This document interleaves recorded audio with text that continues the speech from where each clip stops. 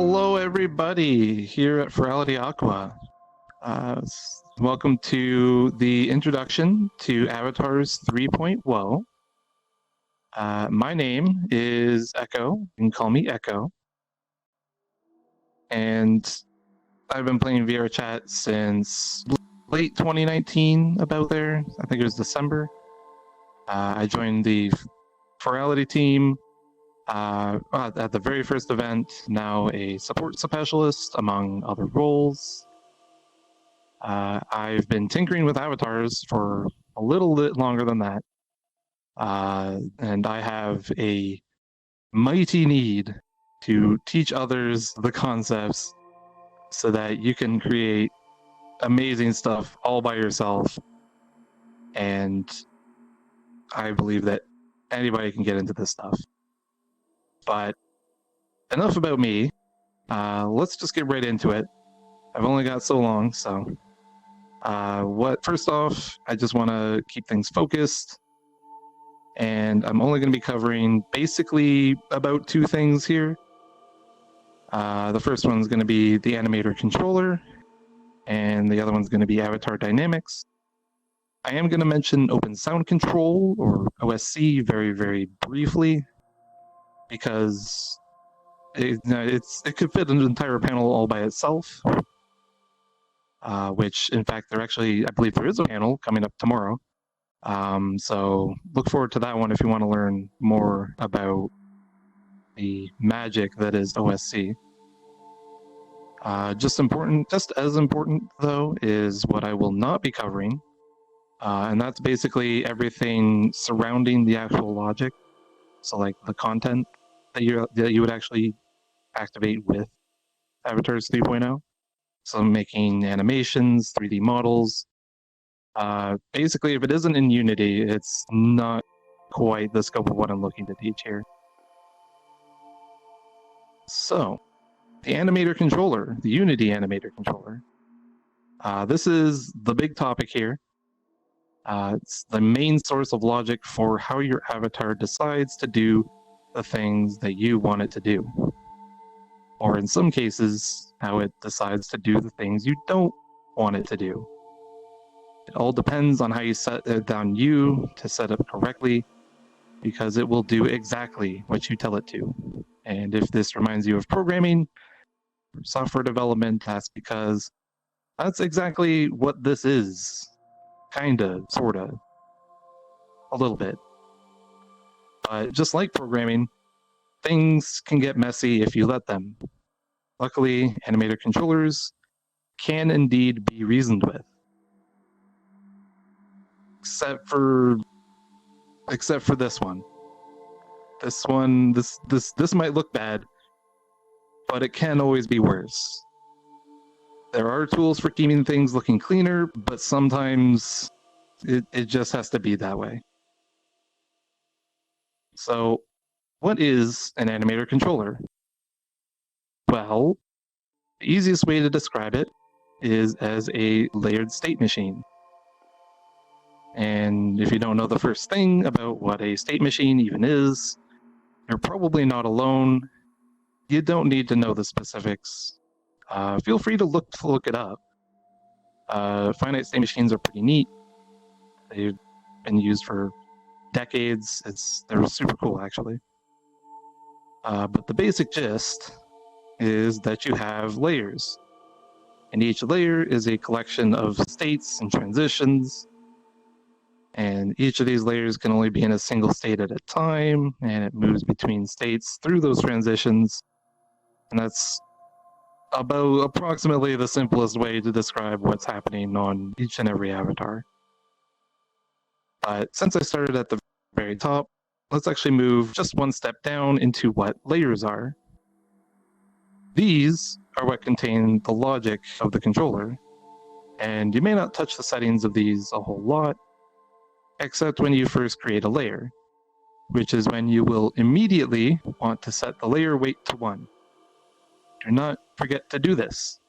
You will forget to do this, because if you don't do it, nothing will happen on that layer. You will be very confused. You're going to ask for help in the help channel, and I'm going to be like, did you set your layer weight to 1? And then you're going to be like, oh, I didn't set my layer weight to 1. It happens. I've forgotten it many, many times. Don't worry. But now that your layer weight is set to 1, right? Let's put some stuff into these layers. The first thing you'll be working with is states, and the best way to think about these is that they represent an animation. Whatever state the layer is currently in will play its animation for as long as it's there. It doesn't have to have an animation, but it probably should. It usually does. But don't worry if you're doing something kind of fancy. There's also a few very nice settings that you may or may not use. Things like changing the speed of your animation, changing the offset of where the animation starts. There's a couple of cool things on states that you can use, and I'm going to save just a few of them for later because they're a little bit more advanced. As long as you behave yourselves out there. But to get between your states, you're going to need transitions.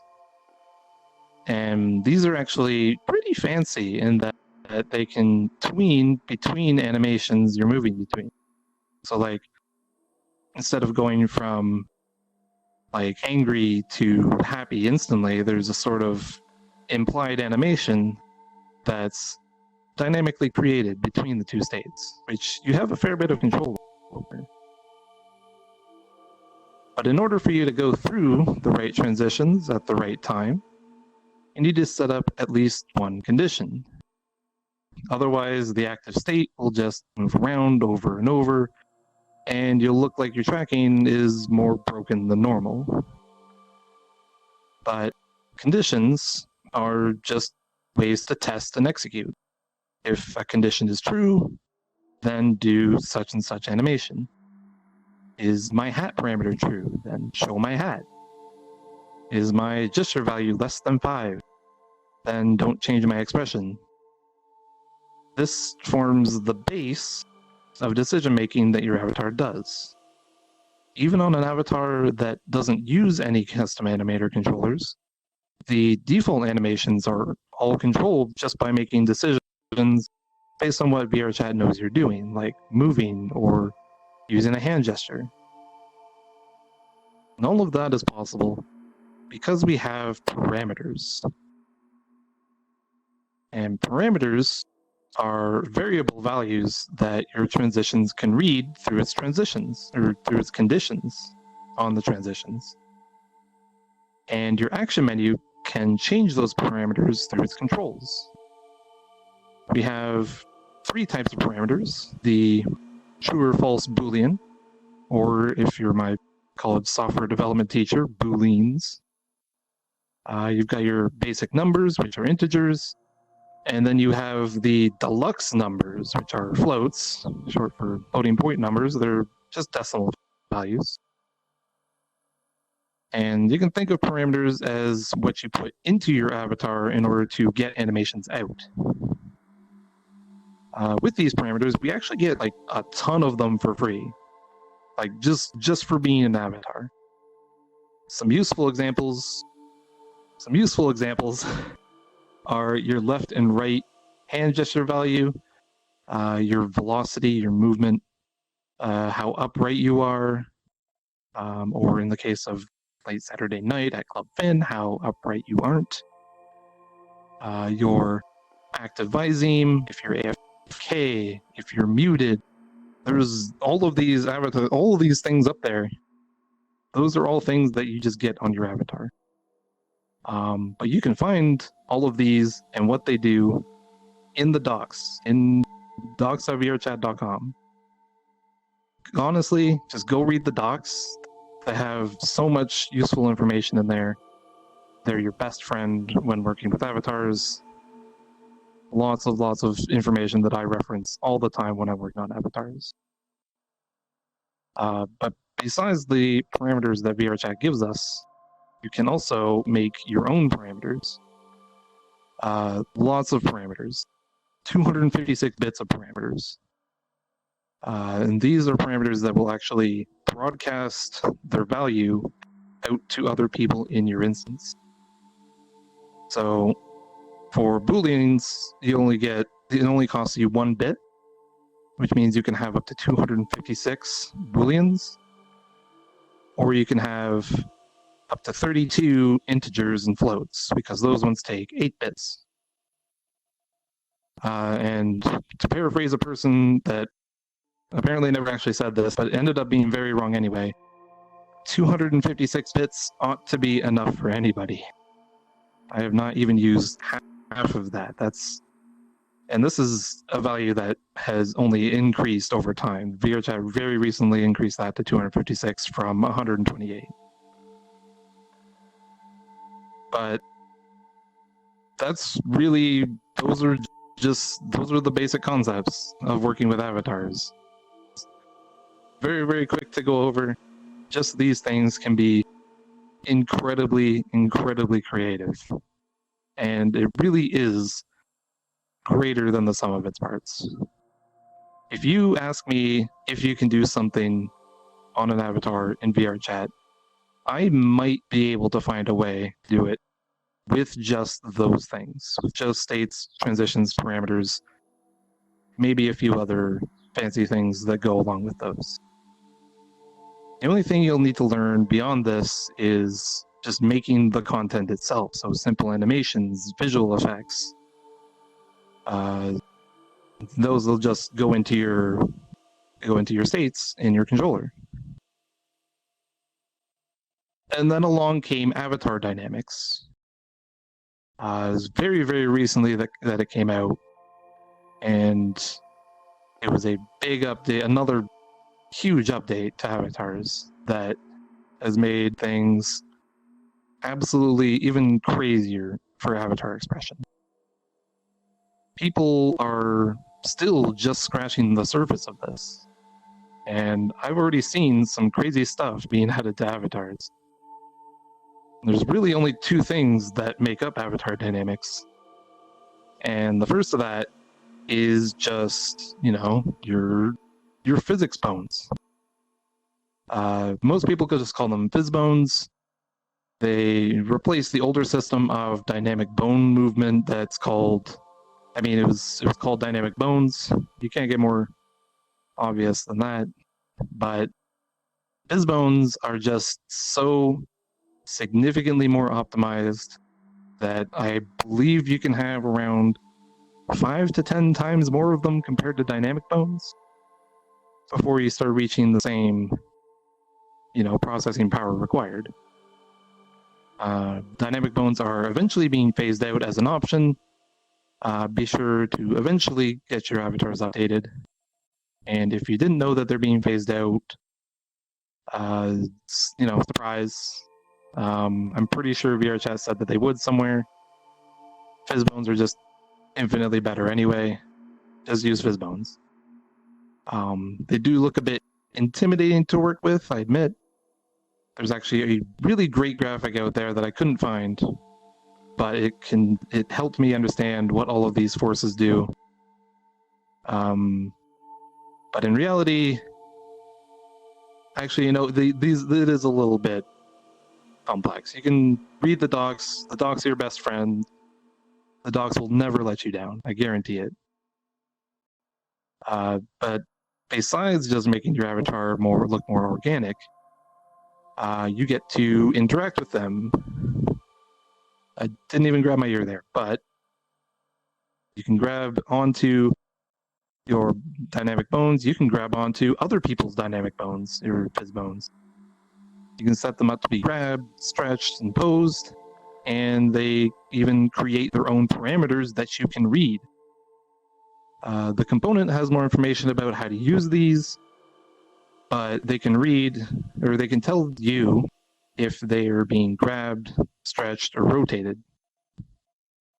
The best part about this is actually that you don't need to add these to your custom parameters. Everyone is loading and running all of the Fizz bones individually on their own computers, which means you don't need to send those over the internet. They can process those Fizz bones locally without having to receive and get that information from you. This is also true of the other part of avatar dynamics, which is contacts. These generally interact in pairs, so you have a sender and a receiver, and they produce even more input for your controllers. A contact is really just an invisible ball or capsule that either emits a signal or receives those signals. Obviously, the first thing I did with this was make sure that whenever somebody gave me head pats, I would look very happy about it. No boops are allowed though. I will not be happy about that. My ears drooping when I tilt my head is also a result of contacts. I have a contact attached to my head, and when I tilt to the left or right, it sends a signal to the appropriate contacts that are attached to my body and animates my ear drooping down. But because it's pretty safe to assume that we mostly all have hands and heads and feet, VRChat actually makes each of those bones into little contact senders by default. You don't need to send up a contact sender for a hand to be able to have them head pat you or give them high fives. You just need to set up a receiver that looks for the hand signal. There's even a proximity sensor setting for contacts that will tell you how close the closest valid signal is to the center of the contact. But moving on to just a little bit, but that's pretty much all there is to avatar dynamics. So what else is there to talk about? Just a few more advanced things. You may not touch, a lot of these, and that's okay because, there's very niche uses for some of the more advanced features of Avatars 3.0. I didn't mention it before, but your avatar actually has 5 animator controllers total. I don't mention it because we'll probably only be working with one of them, and that is the FX layer. The FX layer should only really have animations in it that don't affect transform animations, like moving bones around. This isn't really enforced. I've definitely done it myself, but, theoretically speaking. The rest in descending order is the action layer, which is for animations that take full control of your avatar. Then there's the gesture layer for gesture-based transform animations, not facial expressions if they use blend shapes, because they won't show up in the mirror if you put them there. You'll be very confused when you go to test and it doesn't work, but people will still be able to see it, just not in mirrors. It's also for idle animations on, non-human body parts like tails. The additive layer is just below that for idle animations on humanoid body parts. And then there's the locomotion layer, which is for animations related to movement. So all of your running animations, anything like that. The next thing I want to talk about, like I said before, is open sound control, which is often called OSC for short. Like I said, it can literally do anything even harder than before, because it's basically external software controlling your VRChat avatar. The big uses for this is, bridging the gap between VR hardware that isn't currently supported directly by VRChat, like eye or mouth tracking. I can't touch too much on exactly what this is because it's an entire panel on its own. Again, there's a great panel that's going to come up tomorrow, I believe. Just go watch that. That's going to be super cool, especially if you're a streamer. It's going to be great. Another one that I want to talk about is state behaviors. And these are special little scripts that can go onto your states. And when it enters the state, it runs that save behavior. And they can perform a couple of very cool little features. If you want to include randomization in your avatars, the avatar parameter driver can actually give you random numbers or just add or subtract. And then you can sync that up across the network to make sure everybody has the same number. There's the animator tracking control, which might be another one you might find useful if you're animating your eyes, because you can tell VRChat to stop doing its automatic eye tracking and blinking. Another thing to look in the docs for. All of these are described and documented in the docs. Please read the docs. But if you want to see a good example of something like, randomization on an avatar, try and give me a high five, and you'll probably see eventually. And lastly, the very last thing I want to say, because I want this to stick in your mind just a little bit, just use right defaults.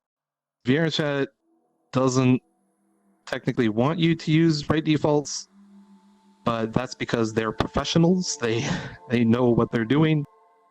I am an amateur still. I would consider myself still an amateur. And I tried not using right defaults once, and it wasn't a mistake per se, but boy, did I have a bit of a bad time first doing it. You'll probably want to stop using it as you get better at animating. And the explanation as to what read the right defaults even is a little bit more technical. But especially if you just want to set up some facial expressions, just use right defaults. If you're going to use some older tutorials, they might use the default gesture layer that VRChat provides as a base, and all of those states do not have right defaults on them. You will have to turn them on. But it's not a bad thing to use right defaults. That's really all I want to get across. But that is pretty much it. I do have a little bit of extra time. Actually, a fair bit of extra time that I didn't expect. But there's, if you have any questions, there's the Discord. There should be a Discord channel that's up there right now. Please get your questions in as soon as possible. We'll make sure. I'll try and answer a couple of them here. If I do ask you to hold on just a little bit, it may be a little bit more complicated answer, but I swear I'll get to it. I'll answer you in the Discord channel instead.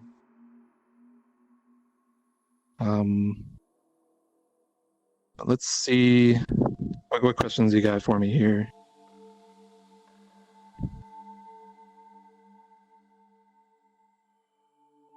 Let's see. Would you like to read Nerdy or should I? Okay, yeah, go ahead. Okay, the question is, how do you download Fizzbones? Is it the same as Dynamic as in downloading by from the store? So, Fizzbones actually comes with the SDK now. You can go ahead and pick up the SDK, and the Fizzbones will just be there straight off the hop. You don't need to download anything from the Unity store. It's completely free, which is another reason why it's much better than Dynamic Bones in that regard.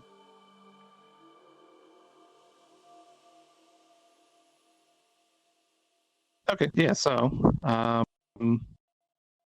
let's get another quick question here. Is it bad to have too many parameters, props, Fizzbones, accessories, animations, etc.? Will this cause your avatar status to be very poor? And if so, could we optimize our avatars to be poor or good status? Optimization, very important question to have. Thank you, GamePlayer01, again for both of those questions.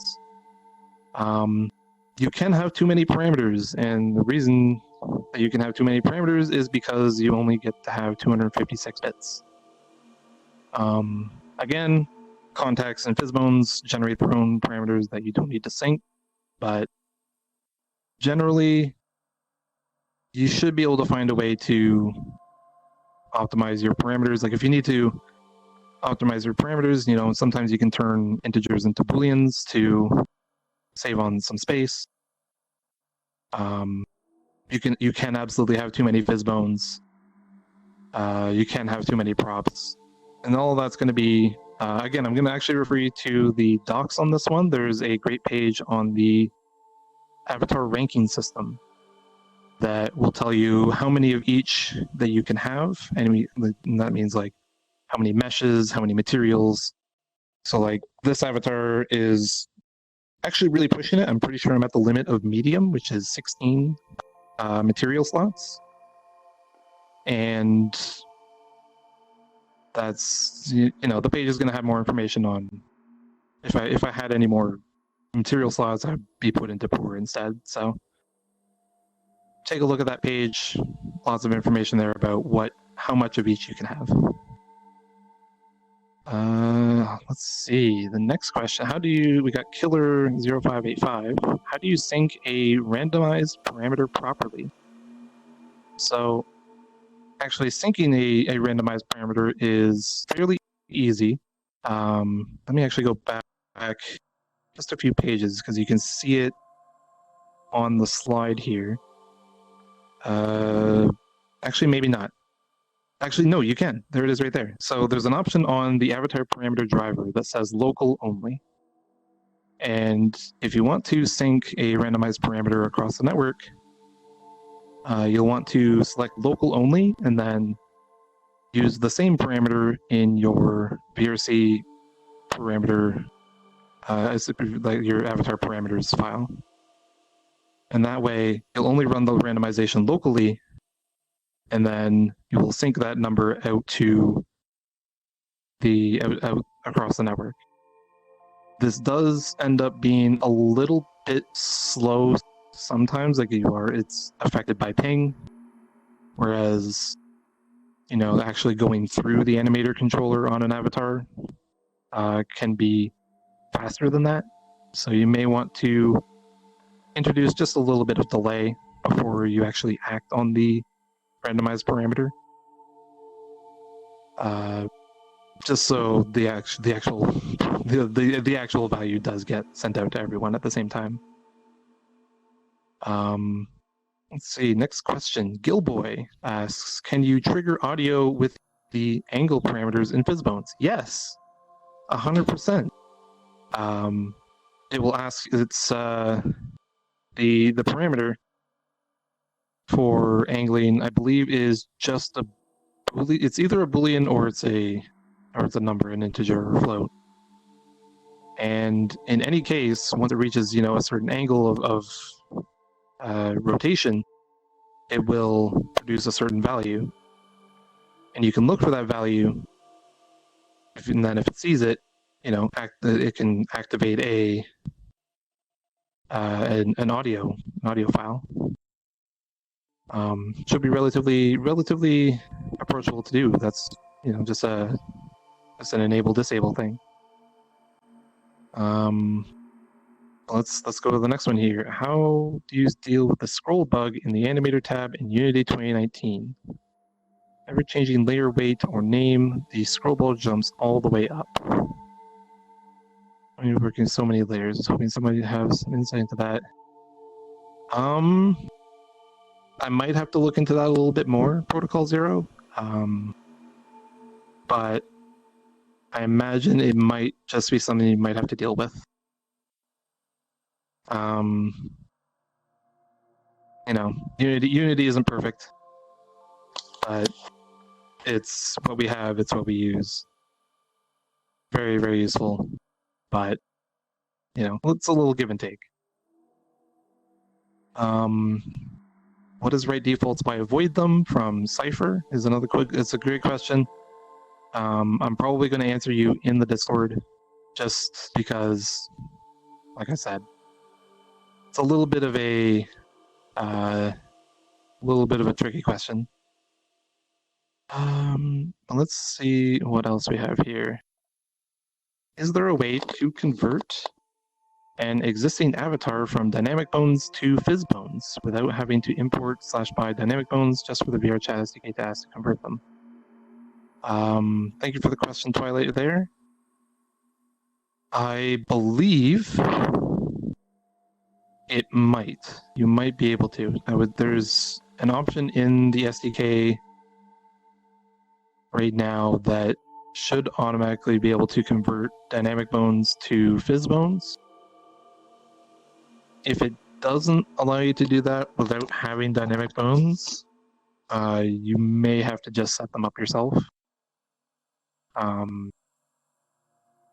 I said, there's a great graphic out there to learn what each of the forces does on a Fizz bone.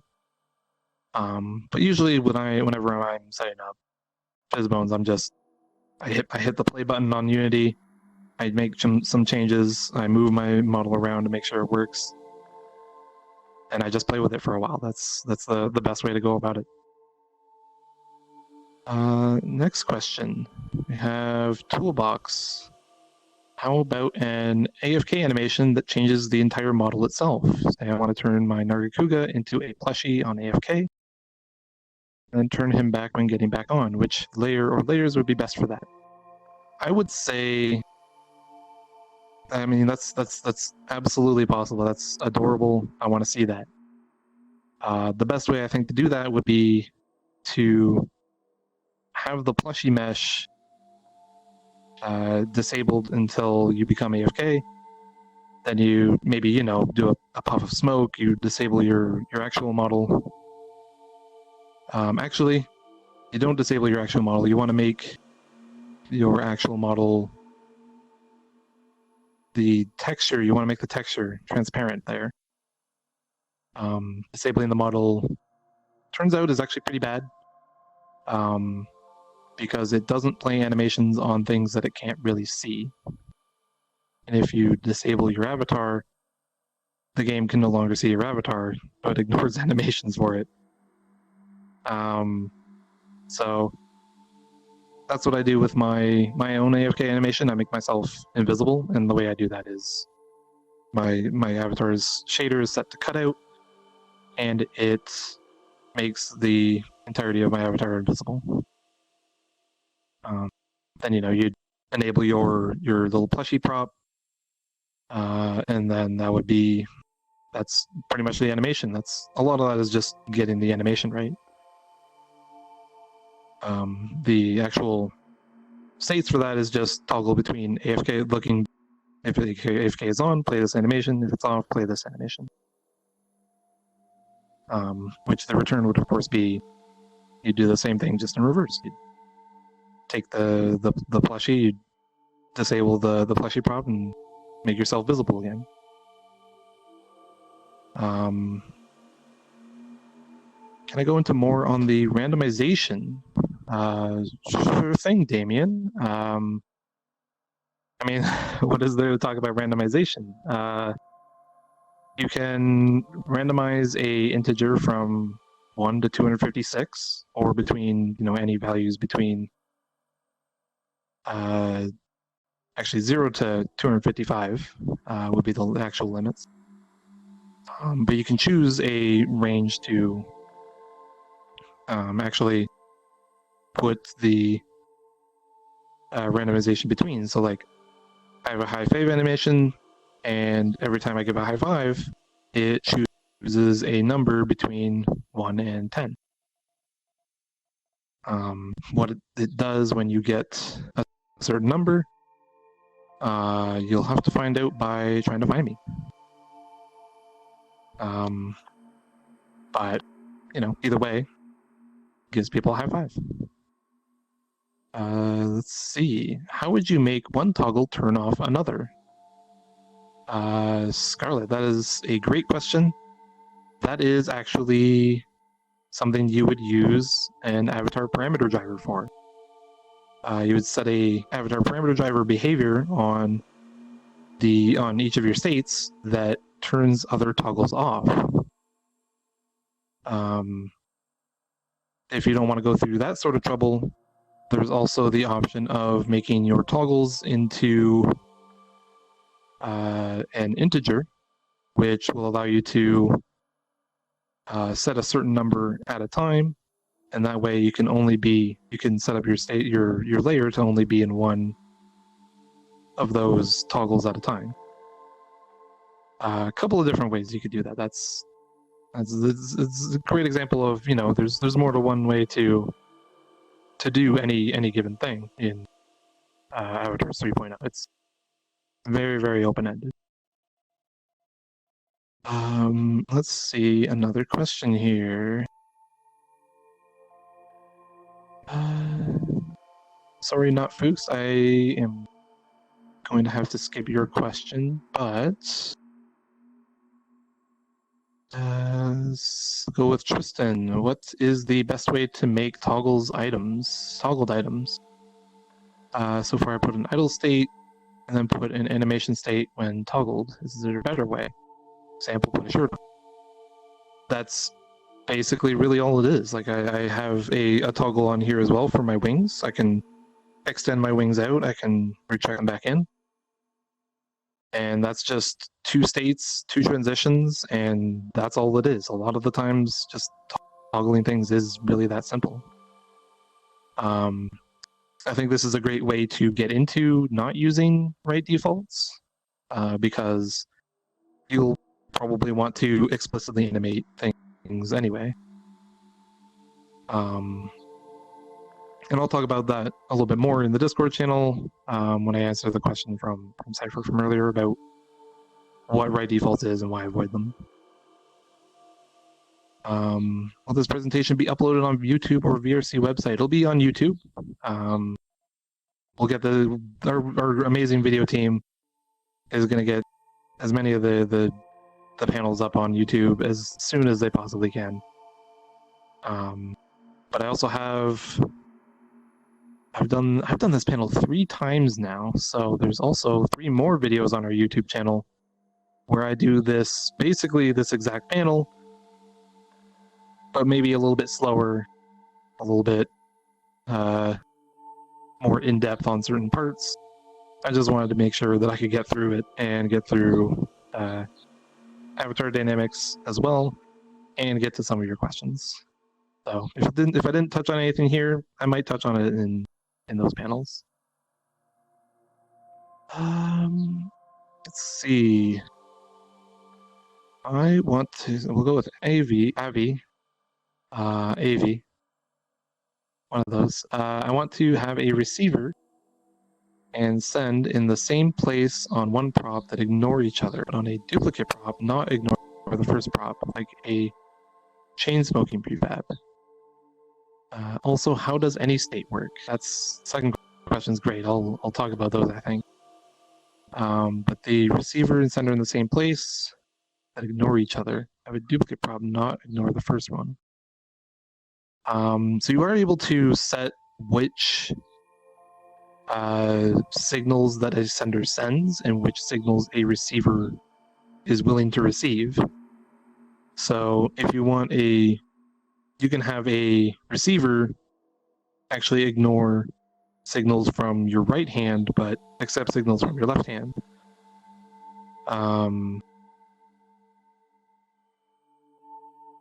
There's, again, this is a bit of a preference thing on how you want to go about that. I would probably just set the signals so that so that they ignore each other. And only some signals will come through. But how does any state work? The any state is something I actually didn't talk about. I probably should have talked about it. That's something I may have missed in my panel here. Any state is, I know I have hold on, I'm gonna go all the way back here. Here we go. So you can see it in that picture right there on the slide. But the any state is basically a representation of every other state on the layer. So you can transition away from it. You can't transition to it, but you can transition away from it.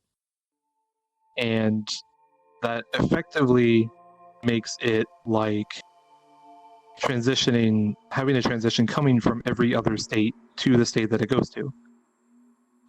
Be very, very, very, very careful with this. It is very, very easy to mess this up. I do it in there because I have some semblance of knowing what I'm doing. It's very useful for expressions, as an example, like the default gesture layer that you'll see from VRChat uses the any state exactly the same way as I do. But basically, just be very careful when you're transitioning from every other state in the layer, because it might be not quite what you want. It might not do anything. It might not do what you want whatsoever. It might transition crazy ways all over your layer, and it won't look good.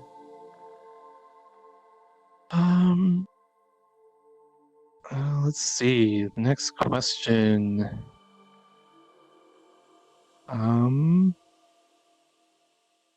How does the Quest to PC Fizzbone sync? Sometimes a Quest friend at the same position as me on PC. I believe so. Everything ends up running, individually on your own computer. So while I have, my Fizzbone here, my Quest version of my avatar has slightly different Fizzbones. Like, it doesn't have Fizzbones on the wings, just to keep my, performance rating on Quest a little bit under control. But I do have a couple of Fizzbones there, so the basic gist is you're basically just running your own instance of that particular avatar. So there can be some variability in some cases. What parameter receives the random, int or float? You can actually set what parameter you're looking to randomize. You can actually randomize a Boolean. It'll be either true or, it's 50-50, either true or false. You can set an integer between any two values that you like. You can set a float between any two values that you like. I believe between -1 and +1. And that includes decimal values as well. So you can go between -0.5 and +0.5. Another question here. Where do I go when I have questions? That's a great question, Kai. What's the best resource to look at beyond the documentation? VRChat's official Discord server has plenty of people there who definitely know what they're doing. Some of them might not know what they're doing, but for the most part, anybody who's willing to answer questions usually knows what they're doing.